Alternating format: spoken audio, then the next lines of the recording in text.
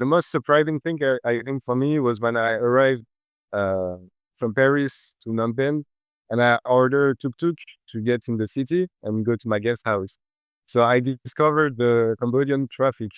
I was so scared for my life at first because they're all driving completely nuts. Now I'm a bit more chill about this, but yeah, this was I think the thing that surprised me the most. Hello, my name is Raphael Biamonte, and I just moved from Paris, France, to Phnom Penh in Cambodia. I wasn't born in Paris. Actually, I was born in the suburbs. I lived in Paris for my studies. I actually went to two different jazz schools, and I began working as a musician in Paris. So that was awesome. I was doing lots of gigs in restaurants and private events also. I was doing weddings and cocktails, but I always felt like I wanted to see the world a little bit. Because when you're a musician, you really have to stay at one place to get a bit known and stuff. So it can be hard, especially in Paris, where the place is overcrowded with some of the best musicians of the world. I've never thought of Cambodia before. I've heard of it, of course, but it was really just a question of opportunity. So I had this opportunity to be a teacher in a music school here. And when I got the answer that my application was accepted, I ended everything really abruptly. And I was like, okay, sorry, I have to go. And I had like 10 days to move out of my apartment to say goodbye to my family, friend.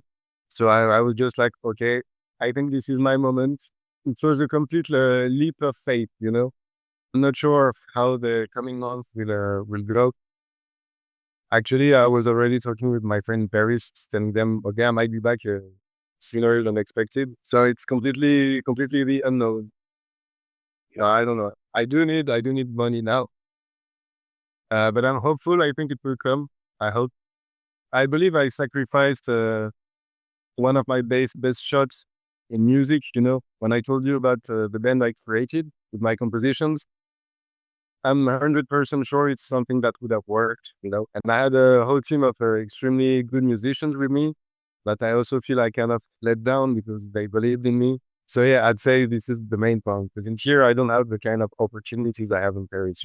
So the perfect apartment for me would be a place where I have enough space to have an office for my music, where I can play saxophone any time of the day, any time of the night without bothering the neighbor. Because this was a huge problem in Paris.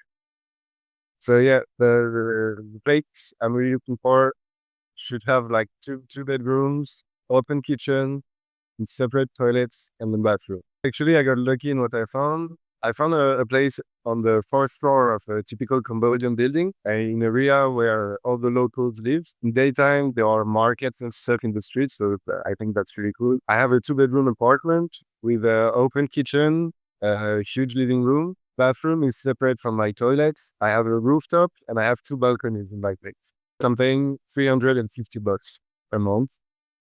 So that's really cheap for the area and for the size because it's 120 square meter. So it's huge for this price. I've been practicing my saxophone days and nights and the neighbors have no problems with it. And I can bring musicians here to rehearse and stuff. It was no problem.